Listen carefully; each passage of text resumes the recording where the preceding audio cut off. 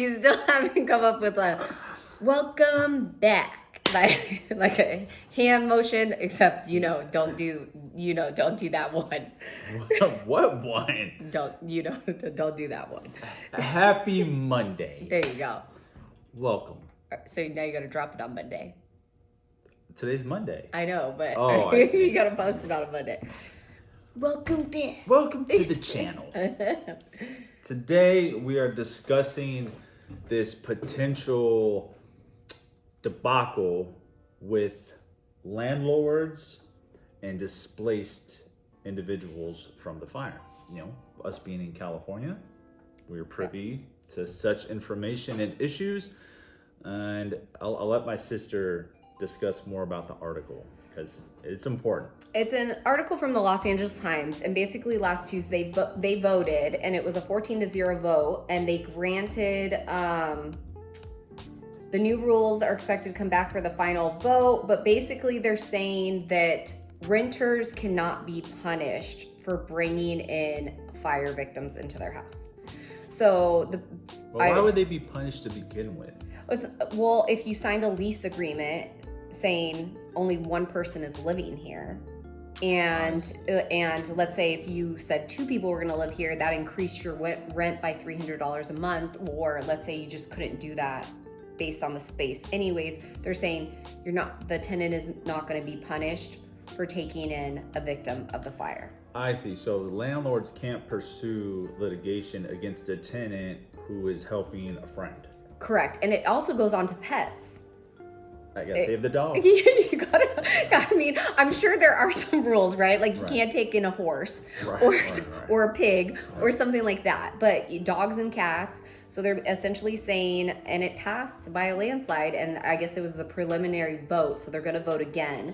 But they're essentially saying that, hey, we shouldn't be punishing people for offering refuge and help. But what if it's a family? Can you bring a family? I mean, all the details aren't there yet. So it's going to be interesting to see how it comes out, because we all know some places in LA, I mean, we're talking like 600, a studio. 300 square feet. Right. So it's going to be interesting to see. You don't want to be like slumlord conditions, I guess, right? Like trying to cram a whole bunch of people into a small unit, and living arrangements are just substandard. Yeah, but at the same time, you got to ask yourself, what's the alternative? Because if I only have you in Los Angeles, right, you're the only person I can reach out to, and your landlord is like, absolutely not, you can't take her in. Where am I, on the street? And then that's not good. Sister. But that's not helping Los Angeles either, if we have all of these displaced people and we're not allowing them to stay. Right. No, I agree. I guess I could see that point. As long as it doesn't turn into a thing like COVID, where they said you are allowed to live rent free, because that was a problem.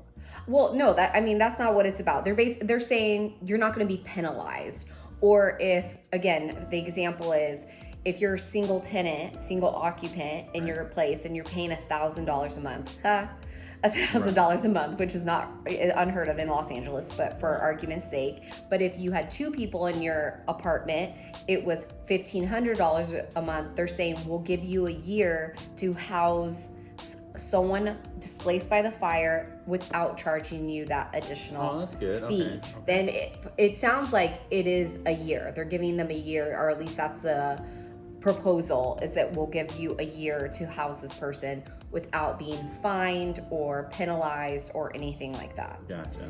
Well, hopefully at that year, people aren't squatting. Yeah. And then you have to go through this entire process of trying to get these people out.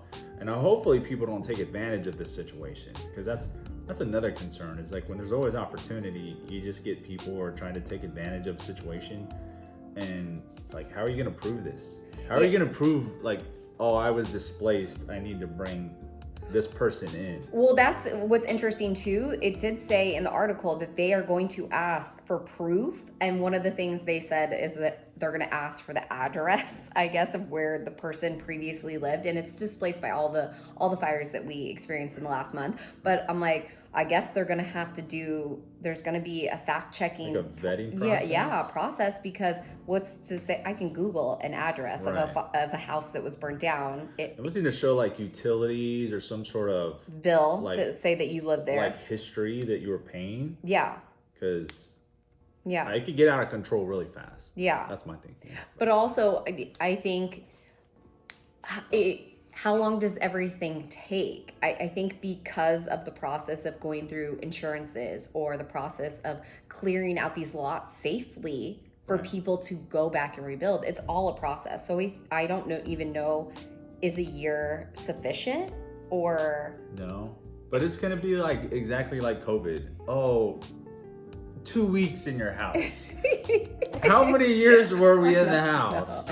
I know. So they're gonna say, oh, a year, and then maybe they reevaluate what's gonna happen. Yeah, because can you see insurance companies paying people out anytime soon? Or I would hope so, but maybe you can get like a camper, like a mobile home, a motor home, and you just drive around. Well, another article I read, they kind of alluded to that some of these people who are going to decide to rebuild in the like people who have money, or the insurance is going to cover everything, and they're going to rebuild in the Palisades, they'll probably do like a mother-in-law's quarters first, or a small ADU on their property. Smart. Move it, like, to get it done quickly, move back into that while their main residence is being built. Smart. And yeah, it is. 'Cause This is going to take like 5 years to 10 years to redevelop all of this. Like it was a humongous worst in history. space. Yeah, there was a massive area, so there's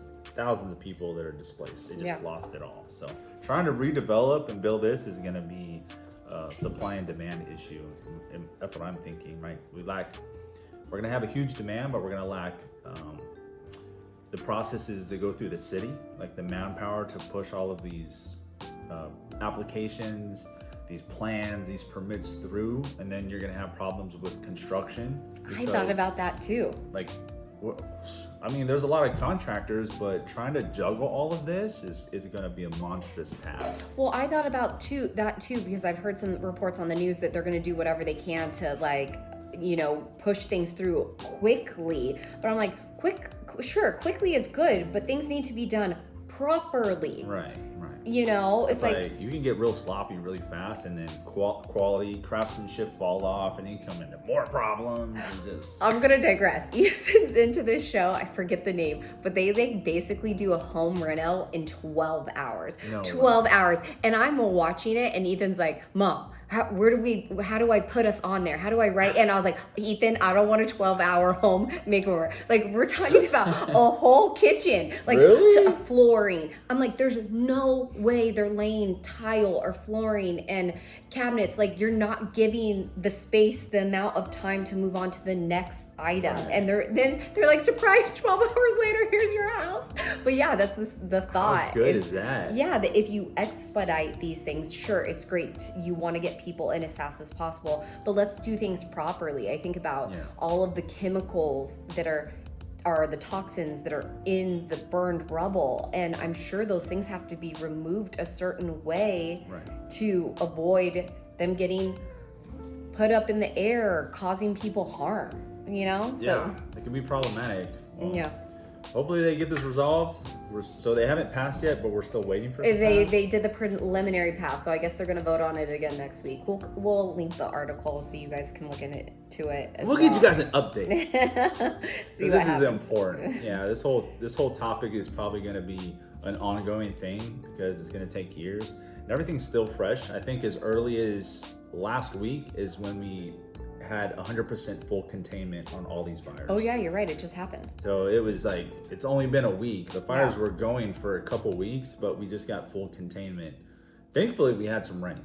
So SoCal got a bunch of rain, but then that causes more problems. You get flooding, Mudslides. I saw one story, and we'll probably bring it up in another video, but one story is like the only house to survive in an area, and then as soon as it rained, a mudslide took it out. No. Yeah, it was like, dude, how bad is that?